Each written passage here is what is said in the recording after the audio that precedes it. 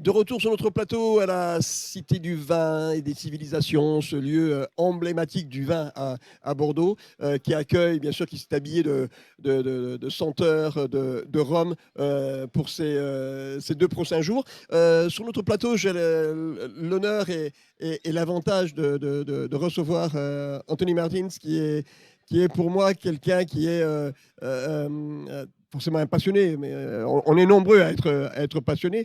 Mais c'est vrai que c'est quelqu'un qui est inspirant dans sa démarche. D'abord, caviste, embouteilleur indépendant, aujourd'hui distributeur de très très très jolies marques. Écoute, Anto, merci d'abord pour ta confiance, merci d'avoir rejoint le club du Bordeaux Sorum. Est-ce que tu peux parler un petit peu de toi, de ce que tu fais et depuis combien d'années? Bonjour Philippe déjà. Merci pour cet événement. C'était un plaisir pour nous et toute l'équipe de venir aujourd'hui. Moi je suis Anto, hein, donc j'ai créé effectivement la cave La Source à Toulouse le 10 décembre 2015. 2015. Au bout de quelques mois, j'ai vu que j'avais trouvé ma passion, mais qu'enfermé dans une cave, j'étais un peu à l'étroit. Donc j'ai mûri un projet qui est sorti un an pile poil. Qui est sorti un an pile poil après la boutique. Ouais. Donc All Brothers. À partir de ce moment-là, donc du coup, je me suis retrouvé avec du stock, 2 boîtes à gérer. Donc je me suis aperçu très rapidement que ça allait être compliqué de distribuer en plus. Donc j'ai cherché des distributeurs, etc. J'ai senti le marché que je ne connaissais pas vraiment encore à cette époque-là. À partir de là, j'ai compris que je souhaitais monter mon système de distribution avec ma façon de faire. Et donc, c'est ce que l'on a fait. Et aujourd'hui, donc, on est distributeur de mes propres marques ou alors de marques artisanales que l'on importe, comme Biel à Marie-Galante, comme Mabi aussi sur Basse-Terre à Goyave en Guadeloupe, et bien d'autres marques. Donc aujourd'hui, on est content d'être ici avec la marque All Brothers, bien évidemment, avec des petites choses assez sympathiques. Oui. Donc on a aujourd'hui quelque chose d'assez particulier, c'est que j'ai assemblé un cognac 93 fin bois de chez Gros Perrin avec un Hamdan AJF 2008 Waouh. tropical, petite bombe atomique. Je t'invite tout à l'heure à Ah ouais, passer non, mais, goûter ça, c'est assez cool. d'accord. Le pourcentage entre cognac et rhum? Alors j'ai fait 70% fin bois 93, qui Ouais, était brut de fût, avec 30% de Hamdan JF 2008. Brassé, d'accord. reposé depuis 2 mois et demi maintenant. Et donc c'est le petit ovni sur le stand All Brothers. Alors, ce que j'aime aussi chez toi, c'est que tu es hyper innovant. C'est-à-dire que tu crées tout le temps. Tu crées, tu crées, tu crées, tu crées. Tu as créé notamment. Alors, moi, ce que j'ai aimé au départ, ce sont tes brutes de colonne. Enfin, ce pas des brutes de colonne, c'était des bielles. Biel brut de colonne. C'est des brutes de colonne, hein, Ouais, ouais. qui étaient hyper bons en 50 centilitres. Le design, la bouteille, tout était hyper léché et le rhum était en accord avec la bouteille. Puissant, mais aussi hyper gourmand, avec une belle longueur en bouche. Et puis après, je t'ai vu aller inviter des guests, des collaborations avec Joey Star, notamment. Tu peux nous en parler? Oui, donc ça c'est un projet qui mûrit depuis 3 ans. Donc à la base c'était un client à moi, par le biais de son agent Ludo, qui venait à la cave simplement acheter des rhums. Et un jour, c'est moi qui l'ai reçu dans ma cave parce qu'à cette époque-là, j'avais un gars qui tenait la cave. Et un jour, c'est moi qui reçois donc l'agent de Didier, Ludo. Et donc, je lui fais une masterclass en gros d'1 heure et demie et il me dit, mais putain, il faut absolument que Didier te rencontre. Et je lui dis, bah, écoute, c'est mon métier d'organiser des dégustations quand tu veux. Il me dit, bah, demain soir, on a un concert tournée NTM à Bordeaux. Bah, j'y étais. Et ensuite, j'ai fait tout le final, toute la fin de la tournée NTM avec eux, où à la fin, j'organisais des dégustations. Ah oui, quand même, d'accord. Et ensuite, on s'est mis à élaborer un plan pour sortir une cuvée en collab avec All Brothers, qu'on a sorti donc avec nos partenaires, la distillerie New Grove, Mhm. sur l'île Maurice. Un assemblage de 6 millésimes, un un très bel assemblage. C'était le plus gros travail d'assemblage que j'avais fait à l'époque. D'accord. Donc 1999, 2005, 2005, 2008, 2009, 2013. Un assemblage hyper fruité sur l'exotisme. J'étais assez fier de... C'est la première fois que j'assemblais autant de fûts, en fait. Oui. Donc j'étais assez fier du résultat. C'est un jus qui demande énormément d'aération, mais grosse balle. Mm. Donc ensuite, l'idée, c'était d'aller un peu plus loin dans la collaboration. Et au final, on a décidé de monter une société donc, qui s'appelle Carnival. On a fait un teasing d'ailleurs au Romfest à Paris. Oui. Et les bouteilles seront disponibles première quinzaine de juin. D'accord. Tu veux nous en dire plus pour nos Oui, bien sûr. téléspectateurs? En fait, Carnival, la gamme que l'on va lancer au début, c'est une gamme, un triptyque de 3 bouteilles qui se veut, cette gamme-là, ludique. En fait, l'idée, c'est d'aller chercher celui qui n'aime pas le rhum ou le néophyte. Un cahier des charges différent des autres marques que j'ai, sinon ça n'a aucun sens. Donc l'idée, là, c'est d'éduquer. Donc on commence par un Barbade, assemblage de jus entre 3 et 5 ans. D'accord. Fût de Bourbon, entièrement vieilli sous les tropiques, assemblé avec un dosage en sucre à 11 grammes. La particularité, c'est que celui-ci, sur les étagères, il a pour but donc sélection artisanale, assemblage artisanal. D'accord. Donc, j'ai toujours pensé qu'avec l'artisanat, on pouvait réussir sans concession. Et donc, l'idée, ça a été un petit peu nouveau pour moi d'assembler des jus aussi bas en volume d'alcool. Mm. Mais j'ai fait mon travail comme je sais le faire le mieux. Et donc, on est sur un profil complètement barbade, noix de coco, crème aux œufs, sabayon, muscade, cannelle sans écraser le reste, englobé par la vanille. La sucrosité amène une accessibilité. La sucrosité qui, je le rappelle, fait partie intégrante de la tradition du rhum. Donc voilà. Ensuite, le deuxième, l'idée, c'était de monter en complexité et en intensité au fur et à mesure du triptyque. Donc le premier, voilà. Le deuxième, ensuite, ça devait être un 100% Guatemala. Mais je m'embêtais un petit peu dessus. Donc, vu que je rentre du Mexique et que j'ai eu quelques contacts avec Travelers au Belize, j'ai décidé d'y pepser un petit peu de Belize pour y amener un tout petit peu de funky. Donc, ce qu'il l'a fait. Là, on est plutôt à 41,8 en volume d'alcool. On est descendu à 5 grammes de sucre par litre. Bien. Donc là, on a des fruits du verger, un petit peu de torréfaction, un petit peu de toffee, muscade cannelle qui est là aussi, plus sec, un petit peu plus droit, plus tendu.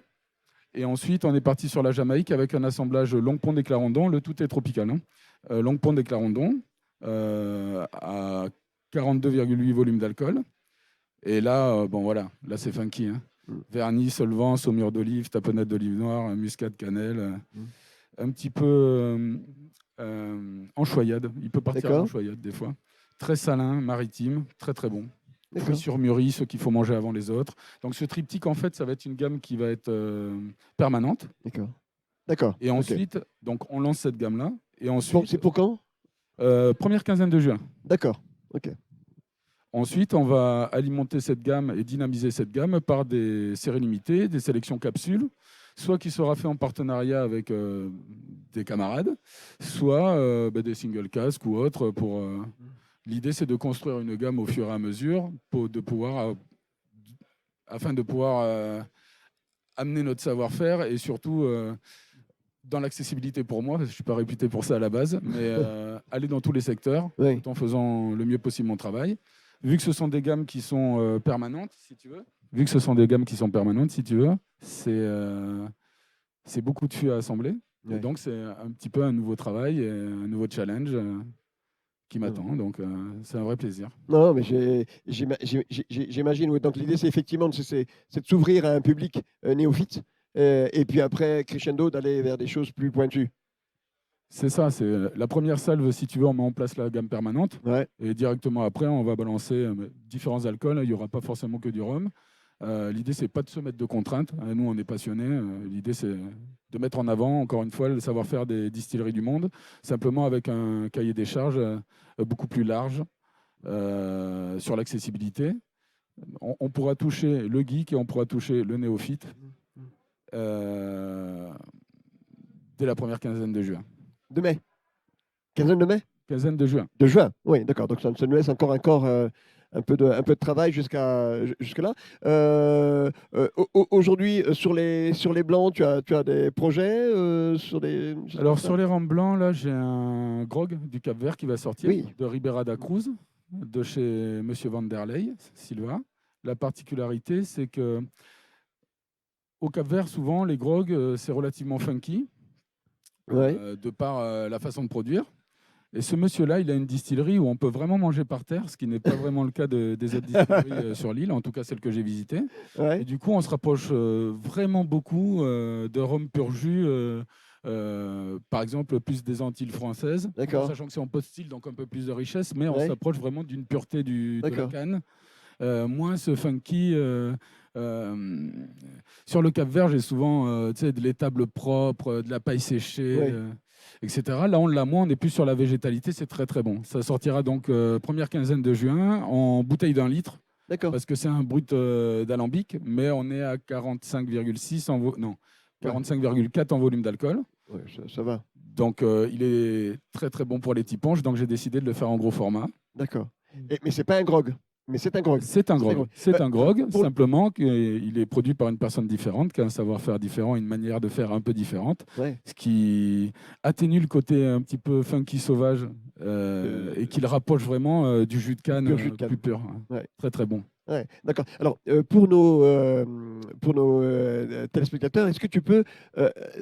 Il y a un engouement depuis quelques années, 1 ou 2 ans, voire 3, pour ces destinations-là, pour ces rhums de ces destinations-là, pour ces grogs. C'est quoi la différence? Y a-t-il une différence fondamentale entre un grog et un rhum? Non, pas vraiment. Il faut Non? dire C'est juste que, l'appellation qui change? ben, oui, c'est comme on pourrait appeler la cachaça au Brésil. C'est D'accord. du rhum pur jus. Oui. Euh, Pas que, mais on Oui. en fait aussi. L'idée, en fait, c'est que lorsque je suis arrivé dans le milieu, je cherchais des informations, je cherchais à apprendre, je suis tombé amoureux du truc et je lisais que les premières distillations de rhum, c'était Montgay à la Barbade en 1703. Oui. Et quelle a été ma surprise en arrivant au Cap-Vert en 2019 en trouvant des traces de distillation qui dataient de 1510. Qui était antérieur, oui. Exactement. Et donc, de ce fait, c'est un petit peu l'ancêtre du rhum. Oui. Donc, si tu veux, là, c'est une archipel dans le prolongement du Sahara, au large du Sénégal, archipel plutôt désertique. On va directement sur une des îles qui s'appelle Sant'Antao. On y arrive par le port de Porto Novo, sur le flanc est de l'île. Là, on va se déplacer dans la partie plutôt sud, mais au milieu des terres, à Ribera da Cruz. La canne, elle est coupée à la main, ramenée à la distillerie, pressée dans la journée. D'accord. Le jus, il est mis dans des anciens fûts de Porto à la verticale. On va les remplir jusqu'à 5 cm du bord. Et D'accord. on va les laisser fermenter naturellement, levure indigène, fermentation spontanée. Ça va durer entre 8 et 12 jours, suivant le climat. Ok, 12 jours de fermentation. Ouais. Oui, donc plutôt Entre long. 8 et 12, selon les éléments, pour donner une fourchette de ce que j'ai relevé sur le terrain. Donc on prolonge les fermentations, on fait monter les taux d'ester, les taux de congénères, les particules aromatiques, donc on envoie de l'arôme. Ensuite, ça va être distillé, si tu veux, en une seule passe. D'accord. En fait, historiquement, c'était un groupement d'îles qui était très enclavé. Et donc, ils n'avaient pas d'export déjà. Et ensuite, ils n'avaient pas l'art du vieillissement. Donc, ils n'avaient aucun intérêt, si tu veux, à distiller 2 fois pour faire monter le volume d'alcool.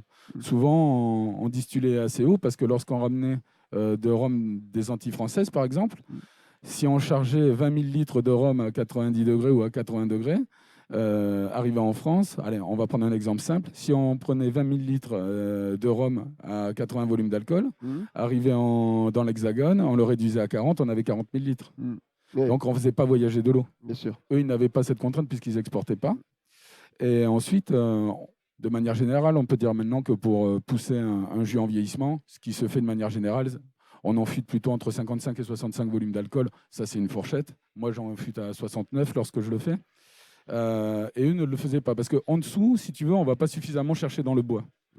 Donc, ils n'avaient pas l'art du vieillissement, ce qui explique que c'est un brut de pot still, donc un brut d'alambic, mais qui titre à 45,4. Oui, d'accord. Voilà.